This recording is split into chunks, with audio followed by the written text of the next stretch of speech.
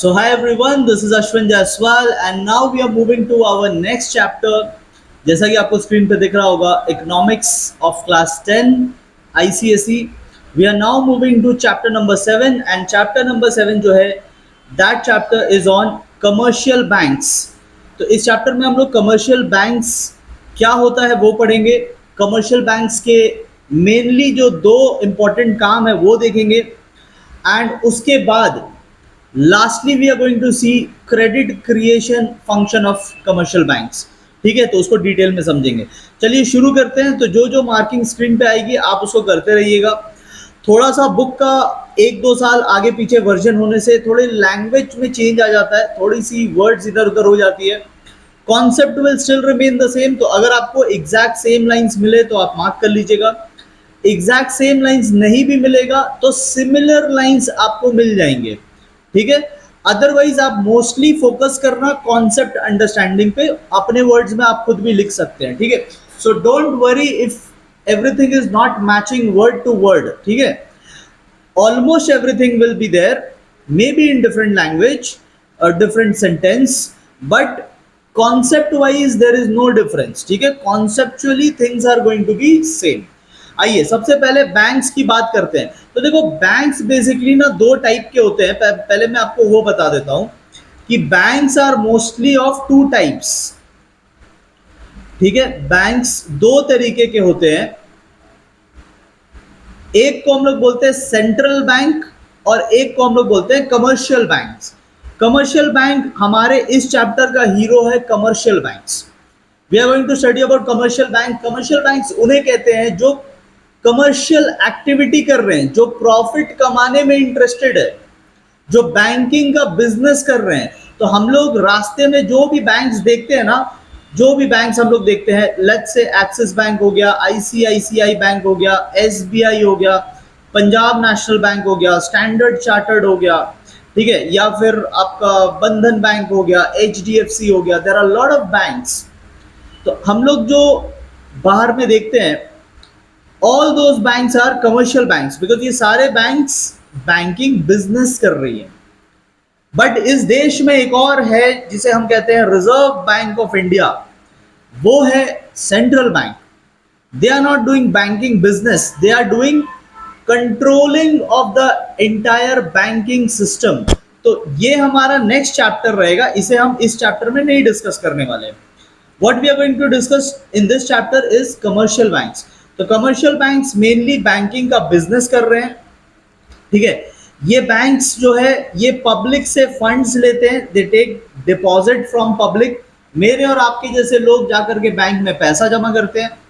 Bank उस पे हमें इंटरेस्ट देता है. जब हम लोग बैंक में पैसा रखते हैं, banks give us some interest, तो हमें कमाई होती है.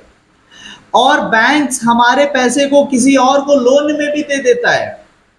This way banks also do their business.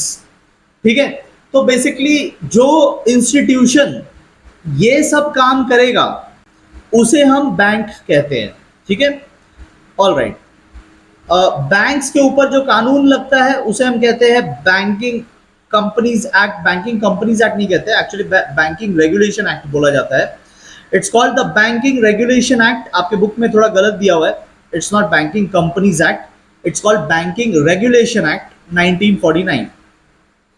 But वो उतना मैटर नहीं करेगा. ठीक है, लेट्स सी. नेक्स्ट हमें देखना है कि बैंक्स का मेनली जो टू एसेंशियल फंक्शंस है, मेनली जो दो काम है सबसे इंपॉर्टेंट. बैंक्स के बहुत सारे काम होते हैं, बट हमें जो अपने सिलेबस में दो इंपॉर्टेंट काम पढ़ना है वो है acceptance of deposit. Banks public से पैसा लेती है और वही पैसा फिर किसी बिजनेसमैन को लेंड कर देती है.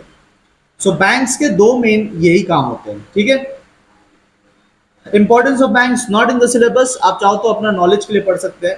ठीक है, हाँ, हमें क्या पढ़ना है? हमें पढ़ना है प्राइमरी फंक्शन. प्राइमरी मतलब most important function, main function of the commercial banks. Main function में सबसे पहला फंक्शन आता है एक्सेप्टिंग डिपॉजिट. तो बैंक्स हम लोगों से डिपॉजिट एक्सेप्ट करती है. नाउ अगर एकदम वर्ड टू वर्ड मैच ना करे, डोंट वरी, कॉन्सेप्ट वाइज फिर भी सेम रहेगा. थोड़ा सा लैंग्वेज वर्डिंग्स आपके बुक में हो सकता है थोड़ा सा अलग रहे, concept is still the same, आप समझने पे फोकस कीजिए। बैंक्स मेनली 3 टाइप की डिपॉजिट लेती है, demand deposit, saving deposit, fix deposit. और फिक्स डिपॉजिट का ही एक दूसरा टाइप का रूप होता है जिसे हम कहते हैं रेकरिंग डिपॉजिट। ठीक है, तो fix deposit and recurring deposit, इनको हम लोग साथ में पढ़ेंगे। आइए एक एक करके पढ़ते हैं, ठीक है, please pay very careful attention. सबसे पहली बात, डिमांड डिपॉजिट क्या होता है? डिमांड डिपॉजिट का एक और नाम है करंट डिपॉजिट। डिमांड डिपॉजिट को करंट डिपॉजिट भी बोलते हैं। ये कौन लोग ये अकाउंट खुलवाते हैं, कौन लोग ये वाला पैसा बैंक को देते हैं? We give money to the bank, but which type of people are giving? तो यहां पे देखो लिखा हुआ है बिजनेसमैन एंड इंडस्ट्रियलिस्ट। तो जो बड़े बड़े लोग हैं अंबानी टाइप के, तो वो लोग खुलवाते हैं करंट अकाउंट। जो भी बिजनेस करता है, बिजनेस वाले लोग करंट अकाउंट खुलवाते हैं। ठीक है, so if you are doing any business या आपके कंपनीज है, तो कंपनीज के नाम से बैंक अकाउंट खोलना है, तो आपको सिर्फ करंट डिपॉजिट अकाउंट खुलवाना पड़ेगा। इसमें मेन फीचर ये होता है कि आप पैसे कभी भी विड्रॉ कर सकते हैं। इन दिस अकाउंट पैसे कभी भी विड्रॉ कर सकते हैं। देखो यहां पे लिखा है can be withdrawn by the depositor at any time. आपको जब मन तब विड्रॉ करना है, जितना मन उतना विड्रॉ कर लो, आप पूरा पैसा खत्म कर दो, जीरो बैलेंस कर दो, that is also allowed. In fact आप जीरो बैलेंस के बाद भी अगर विड्रॉ करना चाहते हैं तो बैंक खुद से आपको पैसा देगा, उसका बैंक चार्जेस लेता है आपसे। ठीक है, हाँ, देर इज नो इंटरेस्ट। इस बैंक अकाउंट में आपको कोई इंटरेस्ट नहीं मिलेगा, क्योंकि आपके पैसे से बैंक बिजनेस नहीं कर पा रहा है। The money which you have given, the money which businessman have given, ये पैसा वो बिजनेसमैन कभी भी निकाल सकता है। तो बैंक्स इनके पैसे से किसी और को लोन नहीं देती है। तो बैंक्स का तो आगे कोई धंधा हो नहीं रहा है, कोई बिजनेस हो नहीं रहा है, so banks don't give interest also. हाँ, लेकिन आपको जो फैसिलिटी मिल रहा है उसके लिए बैंक्स आपसे इंटरेस्ट चार्ज जरूर कर सकता है। Maybe the businessman will have to give interest to the bank, because bank is giving so much facility.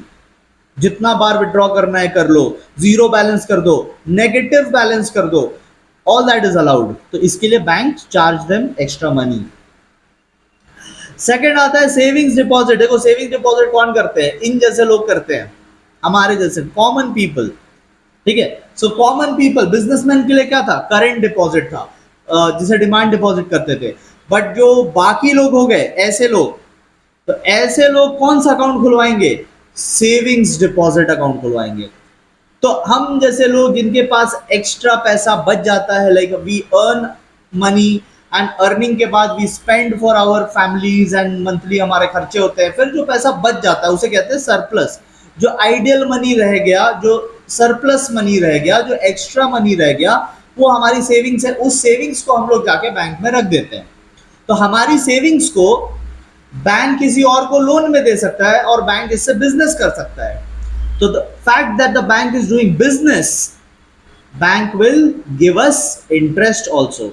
so banks will give us interest। तो लिटिल इंटरेस्ट इज पेड, बहुत ज्यादा नहीं, 2 से 3% मिलता है। ठीक है, 2 से 3% मिलता है। आप अपने मम्मी डैडी से पूछ सकते हो कितना मिलता है सेविंग्स डिपॉजिट पे इंटरेस्ट। हर बैंक का अलग अलग है। ठीक है, सम banks give 3%, some banks give 2%, some banks give 2.5, some give 3.5, तो इसी रेंज में मिलता है। नेक्स्ट आता है फिक्स डिपॉजिट। अब ध्यान से सुनना, फिक्स डिपॉजिट किसको कहते हैं? तो फिक्स डिपॉजिट नाम से समझ में आ रहा होगा, फिक्स्ड है। इसको टाइम डिपॉजिट भी कहते हैं, और मैंने एक साइड में लिख के रखा है इसको टर्म डिपॉजिट भी कहते हैं। This is also called term deposit. Term deposit, time deposit, fix deposit एक ही बात है। क्या होता है, लोगों के पास ना कभी कभी बहुत पैसे आ जाते हैं, जैसे रिटायरमेंट हुआ, रिटायरमेंट के बाद उनको अच्छी खासी अमाउंट मिल जाती है। So what people do is people go and keep it in the bank for a long period of time. उनको अभी कोई अर्जेंसी नहीं है पैसों की, तो उन्होंने 5 साल के लिए डिपॉजिट कर दिया, उसे कहते हैं fix deposit. Now banks know very well कि अगर आपने 5 साल के लिए डिपॉजिट किया तो आप 5 साल तक तो अपना शक्ल दिखाने नहीं आ रहे बैंक। तो बैंक आपके उस पैसे को आराम से 5 इयर्स तक के लिए लोन में किसी और को दे सकती है। And banks can do huge amount of business with your money for 5 years, and therefore they give huge amount of interest also to you.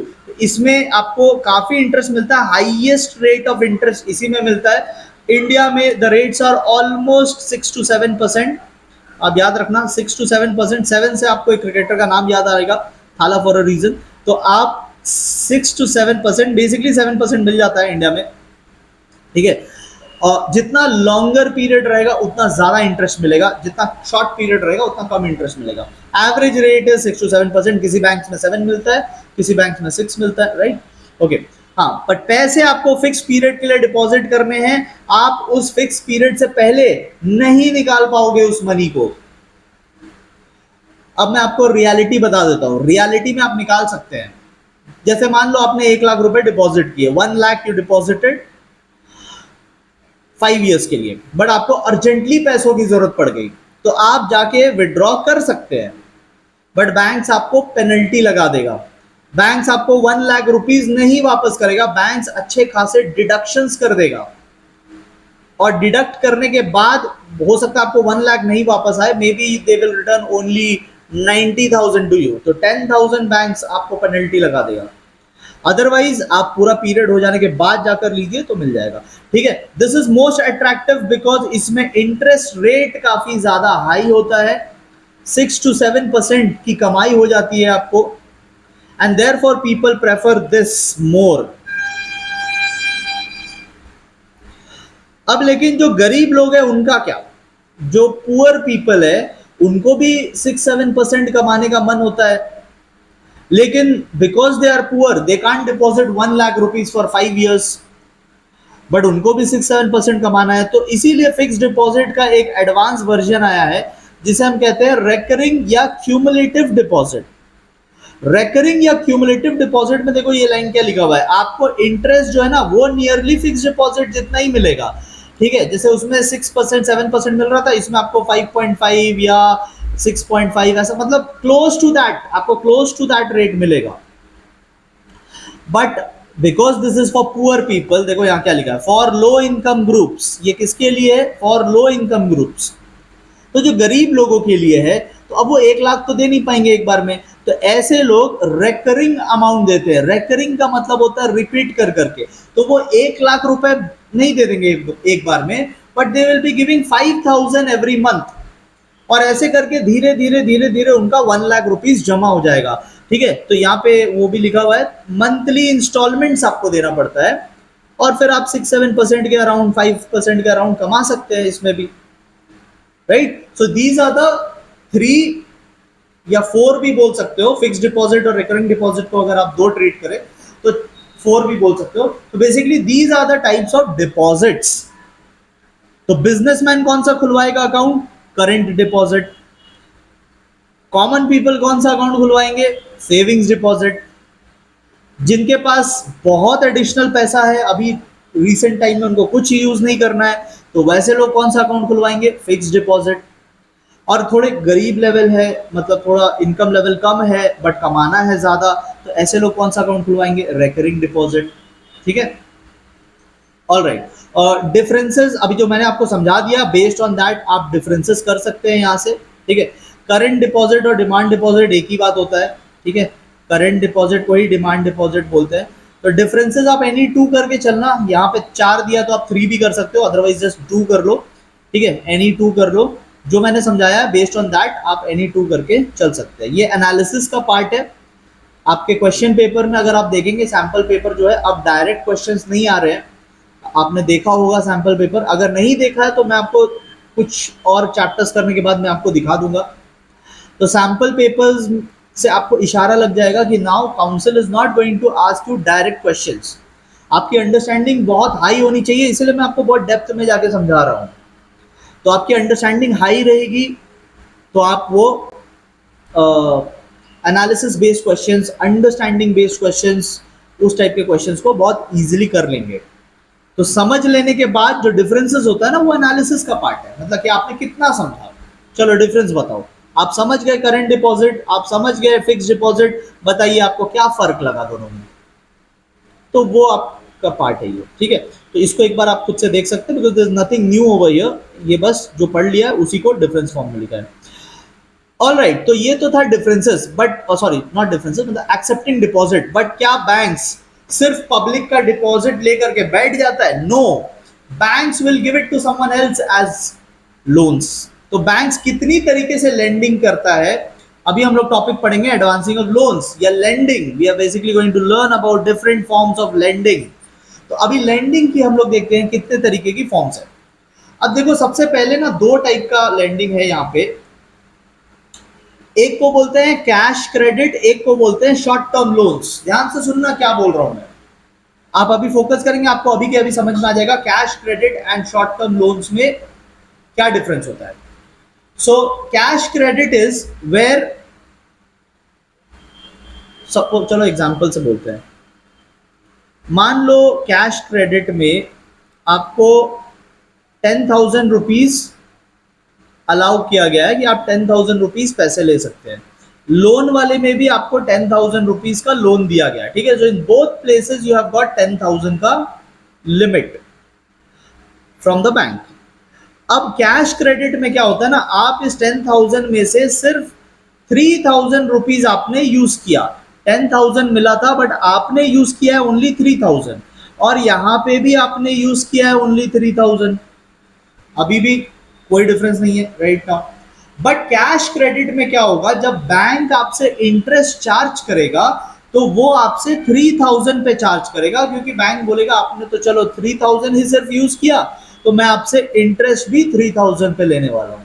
तो banks are going to charge interest on the used amount. Bank is going to charge interest on the used amount या withdrawn amount, जो आपने withdraw कर लिया, जो निकाल लिया, उस पे आपको चार्ज होगा। बट लोन के केस में bank is going to charge interest on the loan amount, not used amount. आप भले ही 1 रुपया भी मत यूज करो, बट बैंक लोन के केस में आपसे 10,000 पे लोन इंटरेस्ट लेता है, तो यहाँ पे the interest will be charge on loan amount, not used amount, ठीक है। लोन्स के केस में पूरे लोन पे इंटरेस्ट लगता है, चाहे आप कुछ मत यूज करो। बट कैश क्रेडिट के केस में ओनली द विड्रॉन अमाउंट पे इंटरेस्ट लगता है। वो मैंने अंडरलाइन कर दिया है, वर्ड टू वर्ड मैच कर रहा, तो आप भी अंडरलाइन कर लो। थोड़ा डिफरेंसेस है तो आप मैनेज कर लो, सिमिलर लैंग्वेज, मतलब कॉन्सेप्ट तो सेम है बट थोड़ा लैंग्वेज इधर उधर हो सकता है। Next overdraft. Now what is overdraft? अब ओवरड्राफ्ट देखो करंट अकाउंट वालों को मिलता है, हमने पढ़ा ना अभी जस्ट एक्सेप्टिंग डिपॉजिट में। पहला वाला क्या था, डिमांड डिपॉजिट, वही तो था करंट डिपॉजिट या करंट अकाउंट। तो जो बिजनेसमैन लोग जो अकाउंट खुलवाते हैं, बिजनेसमैन लोग जो अकाउंट खुलवाते हैं उसी को बोलते हैं करंट डिपॉजिट। तो इसमें क्या होता है, ध्यान से देखना, इसमें क्या होता है, मान लो आपका अकाउंट बैलेंस, एक second,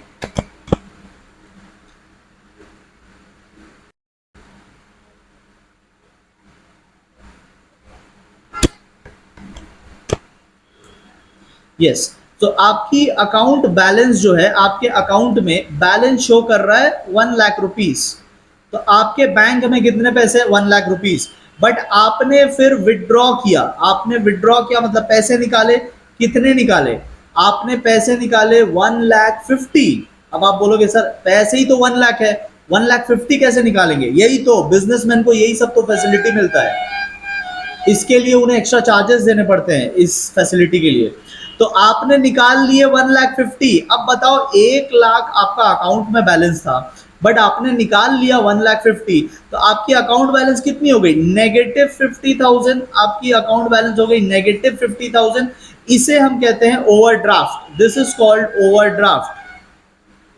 this is your overdraft balance. मतलब आपने 50,000 रुपए एक्स्ट्रा निकाल लिए, इस 50,000 रुपए को आपने बैंक को वापस करना है विथ इंटरेस्ट। तो आप जब ये 50,000 देंगे तो इस 50,000 में प्लस आप इंटरेस्ट भी जोड़ करके बैंक को वापस करेंगे।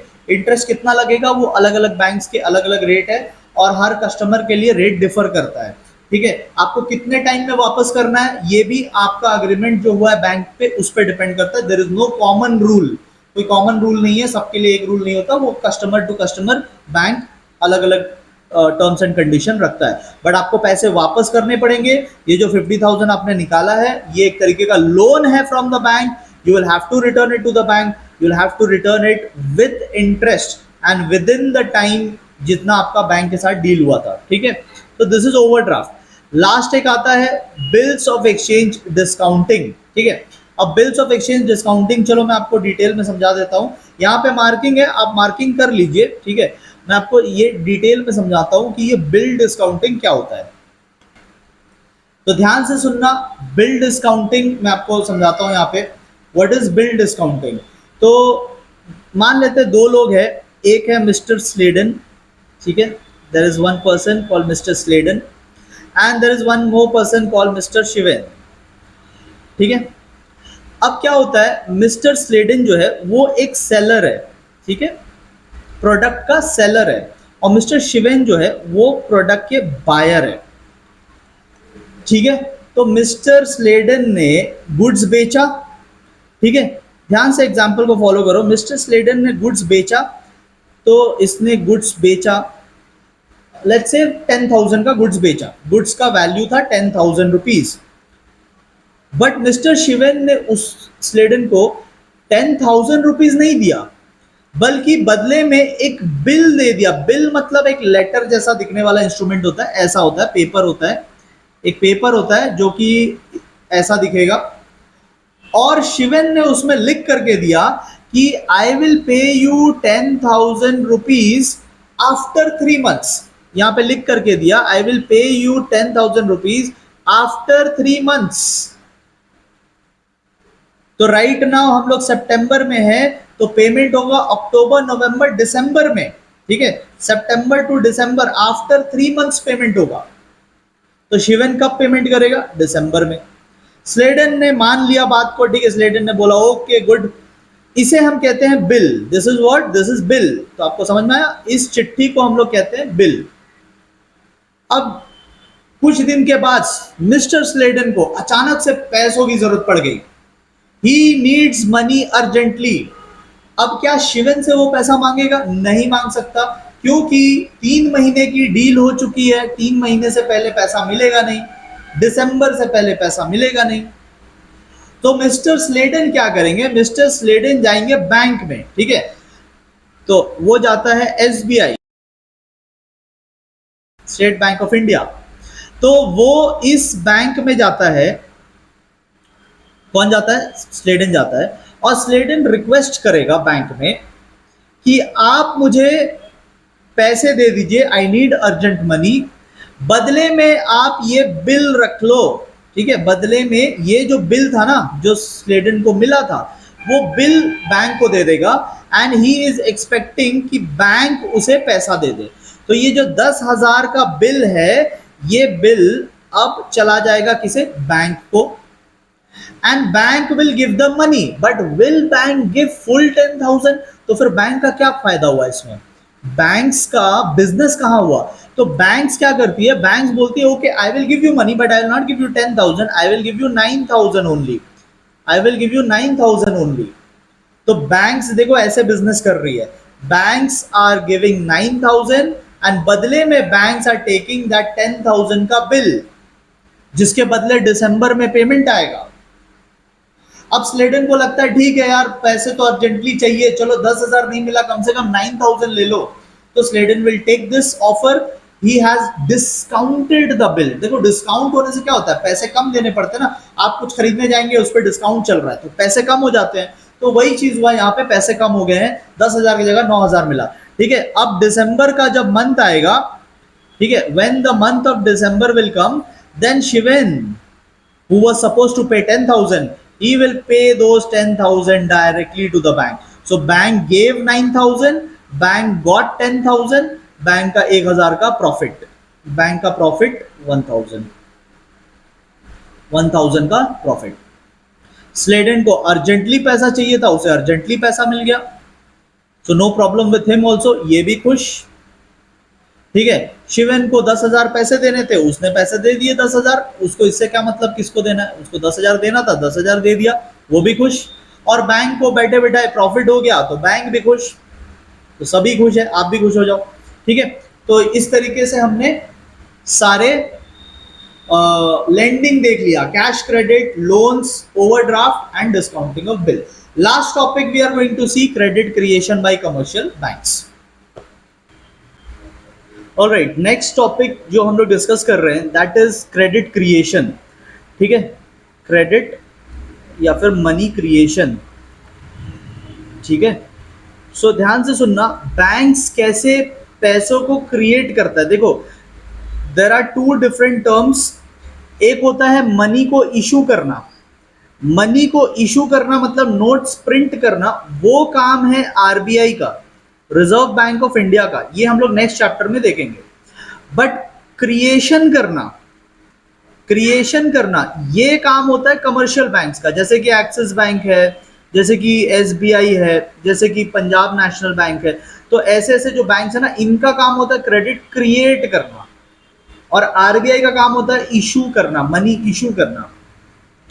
तो डिफरेंस क्या है वो अभी हम लोग समझेंगे, इस प्रोसेस को समझेंगे तो आप समझ जाओगे कैसे बैंक्स एक सिस्टम को यूज करके मार्केट में एक्स्ट्रा मनी लेकर के आता है, कैसे इस सिस्टम के थ्रू 1000 रुपीज होने के बाद भी मार्केट में 1000 रुपीज से ज्यादा का ट्रेड होता है। हाउ, उसे आइए समझते हैं। तो सबसे पहला राउंड नंबर वन में आप मान के चलो, जो मैं बोल रहा हूं ध्यान से सुनना। राउंड नंबर वन में आप मान के चलो बैंक में 1000 रुपीज आए। किसने लाया? लेट्स से मिस्टर ए ने लाया, ठीक है, मिस्टर ए ने ये पैसा लाया। अब रूल ये कहता है कि whenever money is deposited in the bank, banks will have to deduct some amount। कितना? assume it to be 20%। तो हम लोग assume कर रहे हैं 20%। इस 20% को हम कहते हैं LRR, legal reserve ratio. This legal reserve ratio is 20%। इसका मतलब जो भी पैसा बैंक में आएगा, बैंक उसमें 20% का डिडक्शन करेगी, 200 रुपीज का डिडक्शन करेगी, और रिमेनिंग 800 किसी को लोन में बैंक्स विल गिव, किसी और मिस्टर बी को लोन में दिया जाएगा। ये 200 का डिडक्शन बैंक ने क्यों किया? क्योंकि देखो, बैंक्स को अपने एक्सपीरियंस से पता है कि कोई भी पर्सन जो पैसा जमा करता है ना, वो सारे पैसे निकालने आएगा नहीं। तो बैंक्स अपने एक्सपीरियंस के हिसाब से कुछ पैसा काट के रख लेते हैं कि whenever that person will come to take few amount, bank उसको यहां से दे देगा। बाकी जो 800 है वो कभी लेने आएगा नहीं, ठीक है, मतलब तुरंत नहीं आएगा। तो banks will do what? Business with that amount. Banks remaining जो 800 है उससे बिजनेस करेगी, और अगर मिस्टर ए कभी आ गया थोड़ा बहुत पैसा निकालने, तो वो 200 रुपया जो काट के रखे उसमें से दे देंगे। अब देखो, ये पैसा किसी मिस्टर बी ने ले लिया, लेट्स से किसी मिस्टर बी ने ले लिया एज लोन। अब मिस्टर बी लोन में लिया है तो किसी ना किसी पर्पस के लिए लिया होगा, what ever is the purpose, उस पर्पस के लिए लिया होगा, घर बनवाने के लिए, गाड़ी खरीदने के लिए, एजुकेशन के लिए, किसी भी पर्पस के लिए लिया होगा। तो वो जिस पर्पस के लिए लिया है वो किसी मिस्टर सी को पैसा दे देगा। अब एक चीज सोचो, बी के लिए लोन था बट सी के लिए तो अर्निंग है। This 800 Mr. B got as loan, he will give it to some Mr. C। Mr. C के लिए तो अर्निंग है, तो Mr. C वो पैसे लेकर आएगा बैंक में डिपॉजिट करने। राउंड नंबर 2 में Mr. C will come and deposit that 800। अब एक चीज सोचना कि मिस्टर सी के जो पास पैसा है, क्या वो कोई नया पैसा है? The answer is no। The answer is no।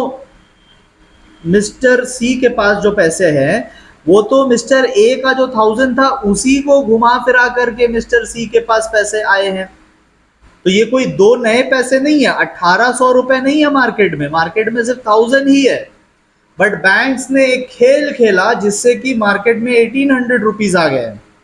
ए सोच रहा है मेरा तो 1000 है, सी सोच रहा है मेरा तो 800 है, जबकि एक्चुअली में 1800 तो है ही नहीं मार्केट में। नाउ सी, एक सेकेंड,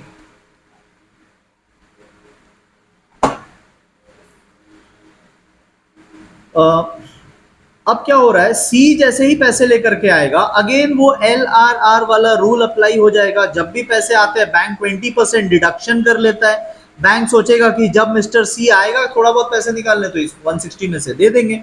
रिमेनिंग जो 640 रुपीज है वो बैंक किसी मिस्टर डी को दे देगा लोन में। अब मिस्टर डी किसी पर्पस के लिए लोन लिया, वो उसने किसी मिस्टर ई को पेमेंट कर दिया। मिस्टर ई क्या करेगा? मिस्टर ई थर्ड राउंड में 640 कमा कर ला कर देगा बैंक को। बैंक अगेन इसमें से कुछ परसेंटेज डिडक्ट कर लेगा, फिर किसी को लोन में देगा। फिर राउंड नंबर 4 में ऐसा होगा और ऐसा चलता रहेगा चलता रहेगा चलता रहेगा। कब तक चलेगा उस पे आते हैं, ठीक है, कब तक चलेगा उस पर हम लोग आते हैं, ठीक है, कब तक चलेगा that we will see. But यहां तक आपको आई थिंक बात समझ में आनी चाहिए कि ये एक ही पैसा है, एक ही अमाउंट है जो अलग अलग लोगों तक घूम रहा है। The amount started from 1000 and that 1000 only is being circulated in different pockets, अलग अलग लोगों के जेब में जा रहा है, कोई अलग पैसा नहीं है। अब बात यह है कि ये कब तक चलेगा, ये खेल कब तक चलेगा, तो उसको निकालने का एक फॉर्मूला है, मैं आपको फॉर्मूला डिस्कस करता हूं। ये बिल्स ऑफ एक्सचेंज तो आप समझ गए ना, इसको हटाते हैं। फॉर्मूला क्या है, फॉर्मूला इज फर्स्ट डिपॉजिट जो मिस्टर ए ने किया था इनटू 1/LRR। तो फर्स्ट डिपॉजिट मिस्टर ए ने किया था 1000 का, इंटू 1 डिवाइडेड बाई 20%। इसको सॉल्व करोगे तो आएगा 1000 इंटू 1 डिवाइडेड बाई 0.2, बिकॉज 20% होता है 0.2, ठीक है ना, 20%, इसको 0.2 भी बोल सकते हैं। आप लोग मैथ्स ज्यादा जानते हैं, आप लोग को बेटर पता होगा। अच्छा, तो ये हो जाएगा 1000 इंटू 10/2 कर सकते हैं। If I am removing the decimal I have to add a 0 in numerator. अब इसको जब आप सॉल्व करोगे तो the final answer will be 5000। इसका मतलब ये प्रोसेस तब तक चलेगा, इस 1000 रुपए को बैंक तब तक घुमाएगा जब तक मार्केट में 5000 जब तक ना क्रिएट हो जाए। सो मार्केट में 5000 रुपीज क्रिएट हो जाएंगे। मतलब ये जो डिपॉजिट आया ना 1000, उसके बाद 800, उसके बाद 640, उसके बाद समथिंग समथिंग, उसके बाद समथिंग समथिंग, ऐसा करते करते लास्ट में टोटल वुड बिकम 5000 रुपीज। और यहां का टोटल कितना हो जाएगा, रिजर्व वाले का टोटल, रिजर्व वाले का टोटल उतना ही हो जाएगा जितना पहले राउंड में आया था। रिजर्व वाले का टोटल विल बी जितना पहले राउंड में आया था। तो पहले राउंड में 1000 आया था, तो वही 1000 यहां पे कट कट के थोड़ा थोड़ा करके आ जाएगा। This is the process of credit creation, ठीक है। आपको बहुत डिटेल में पूछेगा नहीं, बट आपको कुछ कुछ चीजें पता होनी चाहिए जितना मैंने आपको यहाँ समझाया है। अब थोड़ा मैं आपको बुक में लेकर के चलता हूँ और थोड़ी मार्किंग वहां पे हम लोग कर लेंगे, राइट।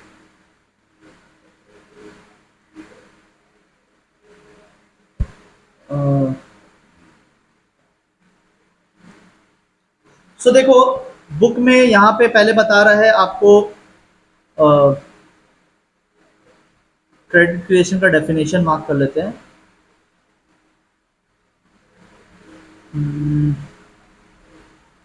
रिजर्व बैंक जो पैसे प्रोड्यूस करता है ना उसको हाई पावर्ड मनी बोलते हैं, और कमर्शियल बैंक क्या करता है, उसको मार्केट में अभी जो मैंने प्रोसेस दिखाया उससे घुमाता है। जैसे 1000 रुपीज किसने बनाया था, जो पहले 1000 रुपीज आया वो आरबीआई नहीं बनाया था, बट आरबीआई के बनाए हुए पैसे को बैंक घुमा घुमा के 5000 कर देता है, ठीक है। सबको लगता है कि वो तो मेरा पैसा, बट एक्चुअली में जिस दिन सारे लोग आ जाएंगे ना पैसे मांगने, उस दिन बैंक फंस जाएगा, क्योंकि एक ही पैसा घूम रहा है ना।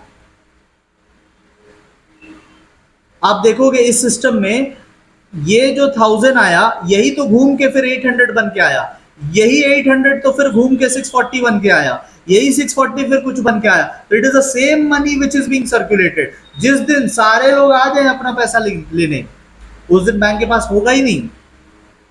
बट ऐसा कभी होगा नहीं, banks know from their experience, that is why ये गेम बैंक्स खेलते हैं। तो सो ये हो गया आपका कॉन्सेप्ट, ठीक है। So this is called money creation और क्रेडिट क्रिएशन। ये आपका क्रेडिट क्रिएशन का डेफिनेशन हो गया, ठीक है। प्राइमरी डिपॉजिट क्या हो गया, वो जो पैसे लोग लाके बैंक में डालते हैं ना उसको प्राइमरी डिपॉजिट बोलते हैं। सेकेंडरी डिपॉजिट या डेरिवेटिव डिपॉजिट किसको बोलते हैं, वो जो लोन में जा रहा है ना, the loan amount which is going, तो उसे हम कहते हैं सेकेंडरी डिपॉजिट, ठीक है। वर्ड्स एग्जैक्ट मैच ना करे, डोंट वरी, कॉन्सेप्ट तो मैच करेगा ही। देन लीगल रिजर्व रेशियो पूरा ही पढ़ना पड़ेगा तो आपको समझ में आएगा, जिसे हमने 20% माना था ना अपने क्वेश्चन में। जो डिडक्शन करता है बैंक, क्यों डिडक्शन करता है, कि अगर बंदा आ गया पैसे मांगने तो उसको तो देना पड़ेगा ना, तो उसके लिए थोड़ा सा काट के हम लोग रख लेते हैं, बाकी लोन में दे देते हैं, राइट। मनी मल्टीप्लायर किसे कहते हैं, देखो ये जो मैंने किया था, मनी मल्टीप्लायर फिर किसे कहते हैं? देखो ये जो मैंने यूज किया ना, this formula is called money multiplier. ये जो मैंने ब्लू से सर्कल किया है, reverse of L R R. देखो एक होता है एल आर आर और reverse of L R R होता है 1/LRR। तो आप मनी मल्टीप्लायर, अगर आपको शॉर्ट में पूछा कि व्हाट इज मनी मल्टीप्लायर, तो आप बोलोगे it is reverse of L R R. मतलब वो 20% होता है एल आर आर, ये होगा 1/20%। तो inverse of L R R है। इसको अगर आप फर्स्ट डिपॉजिट से मल्टीप्लाई करोगे तो आपको ये मिल जाएगा कि एक्चुअली में मार्केट में कितना क्रेडिट क्रिएशन हो सकता है। तो 1000 रुपीज भी मिल जाए तो 5000 तक की मार्केट में पैसे घुमाए जा सकते हैं, ट्रेड हो सकता है। भले ही 1000 रुपए है बट मार्केट में 5000 तक का ट्रांजैक्शन हो सकता है बैंक के इस खेल के चलते। ठीक है, आपको जितना समझ में आ रहा बस उतना कोशिश करना। अभी ये सब बहुत बड़ी चीजें होती है, ये 12 में आप जाके और डिटेल में समझोगे। अभी 10th स्टैंडर्ड में थोड़े छोटे हो ये सब समझने के लिए, मार्केट और ट्रेड ट्रांजैक्शंस ये सब थोड़े छोटे हो अभी समझने के लिए, बट जितना सिंपल लैंग्वेज में हो सकता था मैंने आपको कोशिश किया समझाने का। ठीक है, तो वो हो गया आपका क्रेडिट क्रिएशन। यहाँ पे लिखा है reverse of L R R. ठीक है, उसको ऐसे दिखाते हैं 1/LRR करके। इसको अगर आप इनिशियल डिपॉजिट से मल्टीप्लाई करोगे तो यूल गेट कि टोटल कितना होगा। ठीक है, एग्जाम्पल वगैरह आप घर पे पढ़ सकते हैं। ये एक टेबल है जिसे उन्होंने शो किया है। ठीक है, उन्होंने अपने हिसाब से समझाया है, तो आप इस टेबल को एक बार पढ़ना। हम लोग लास्ट टॉपिक करते हैं लिमिटेशंस। मतलब ये प्रोसेस स्लो कब हो सकता है, slow down. when can this process become slow? मतलब बैंक्स जो लोन दे रही है ना, लोन गिविंग की बात हो रही है यहाँ पे, लोन गिविंग। तो कब कब लोन देना, बैंक का तो मेन कमाई लोन पे है, तो कब कब लोन देना स्लो डाउन हो सकता है। नंबर 1, अगर पैसे ही कम आए, अगर कैश, जैसे मैंने अपने एग्जांपल में 1000 यूज किया था, इन्होंने क्या यूज किया है, इन्होंने भी 1000 ही यूज किया है, इन्होंने भी 1000, बट ये कंपलसरी नहीं है, आप कुछ भी यूज कर सकते हैं। तो ये अगर 1000 की जगह 500 आता, तो अगर पैसे ही कम आएंगे तो लोन भी कम जाएगा। 1000 आया था बोलकर 800 लोन जा रहा है। अगर 500 आता तो क्या आप 800 लोन दे पाते? नहीं, तब फिर आप कम दे पाते। सो पहला limitation is the amount itself. If the amount itself is less than the loan will also be less. हम लोग तो लोन कब स्लो हो रहा वो पढ़ रहे ना, तो अगर अमाउंट कम है तो लोन भी कम होगा। Next, legal reserve ratio. Legal reserve ratio कौन सा होता है? ये वाला डिडक्शन जो हम लोग करते हैं, इसे कहते हैं ना LRR 20%। तो अगर LRR ज्यादा होगा तो लोन कम होगा। अगर आप ज्यादा पैसे काट लोगे तो कम लोन दे पाओगे। ठीक है, सो आप यहां पे लिख सकते हैं मोर LRR लेस लोन, या फिर आप सिंपल लिख सकते हैं इनवर्स रिलेशन। इनवर्स रिलेशन, पिछले वाले में क्या था? डायरेक्ट रिलेशन, ज्यादा पैसा आएगा ज्यादा लोन जाएगा, यहां पे था डायरेक्ट रिलेशन। ठीक है, ओके। उसके बाद आता है कैश हैबिट। लोगों का कैसा हैबिट है? अगर लोग ज्यादा बैंक ट्रांजैक्शंस करते हैं तो पैसा तो बैंक में ही रह जाएगा, एक बैंक से दूसरे बैंक में जाएगा, but the money will remain in the banking system. Bank से फर्क नहीं पड़ता, कोई भी बैंक हो सकता है, जैसे यहाँ पे Punjab national bank, Canara bank, bank of Maharashtra. Ultimately पैसा तो बैंक में ही है ना, तो बैंक्स उसको यूज करते रहेंगे। अगर लोग कैश में ज्यादा ट्रांजैक्शन करते हैं तो people will be withdrawing more, then banks will have less money. If banks will have less money, they will give less loan. So it all depends on people habit, लोगों के habit पे depend करता है। ठीक है, तो अगर लोग ज्यादा कैश यूज करेंगे तो लेस लोन होगा, तो more cash less loan, more cash habit there will be lesser loans. ठीक है, फिर बोरोवर्स पे भी डिपेंड करता है। ठीक है, बोरोवर कौन है उस पर डिपेंड करता है। अगर कोई अच्छा इंसान है जिसने पहले भी लोन लिया था और समय पे वापस कर दिया था, banks will give him more loans, banks को लोन देने में कोई दिक्कत नहीं आएगा। बट अगर कोई ऐसा इंसान आया है लोन लेने जिसका पास्ट में ट्रैक रिकॉर्ड था, उसने लोन डुबाया है पहले बैंक्स का, उसकी बिजनेस अच्छी नहीं चल रही, he is not a good borrower, तो बैंक्स चाह के भी उसको लोन नहीं दे पाएंगे, उसको कम लोन देंगे. So even this can slow down the lending process. The character of the borrower can slow down the lending process. ठीक है. उसके बाद अवेलेबिलिटी ऑफ सिक्योरिटीज. देखो, जब हम लोग बैंक जाते हैं लोन लेने के लिए तो हमें बैंक को कुछ सिक्योरिटी देना पड़ता है. It can be your property documents, अपने घर वगैरह के डॉक्यूमेंट्स देने पड़ सकते हैं आपको. इट कैन बी जो गोल्ड एंड सिल्वर होता है हमारे पास, ज्वेलरीज वगैरह. ठीक है. तो वो सब बैंक लेता है एज सिक्योरिटी. मतलब बैंक तो कुछ तो गिरवी रखेगा ना, आपको लोन देने से पहले कुछ तो अपना सिक्योरिटी रखेगा. तो banks can ask for your property papers, banks can ask for your jewelleries. But अगर आपके पास है ही नहीं ये सब, आप अपनी प्रॉपर्टी में रहते नहीं, आप रेंट पे रहते हैं, बैंक बोलता है ज्वेलरीज दे दो, आपके पास ज्वेलरीज भी नहीं है, तो फिर banks can't give you loan. तो loan will be slowing down, right. तो बैंक्स चाह के भी आपको नहीं दे पाएगा लोन. तो ये हो गया. ठीक है. नेशनलाइजेशन ऑफ कमर्शियल बैंक ये सब नहीं है सिलेबस में, ये सब आप अपने नॉलेज के लिए पढ़ सकते हैं. These are not in the syllabus. Our chapter is over. आपको कैसा लगा है ये चैप्टर, आप मुझे प्लीज कमेंट बॉक्स में बताइएगा कि आप इकोनॉमिक्स समझ पा रहे हैं कि नहीं. ठीक है. और आई होप आपको समझ में आ रहा है. ठीक है. Because understanding is very important, क्योंकि अब क्वेश्चंस के पैटर्न बदल गए हैं. तो you need to study with lot of understanding now. पहले क्या था, हम लोग लर्न कर लेते थे, अभी लर्न करने के साथ साथ समझना भी है. ठीक है. So that's it for this chapter. हम लोग मिलेंगे very soon with the next chapter, chapter number 8. अगर आपको वीडियो अच्छा लगा है तो इस वीडियो को जरूर लाइक कीजिएगा एंड अपने फ्रेंड्स के साथ भी इसको शेयर करना. ठीक है. Thank you so much everyone.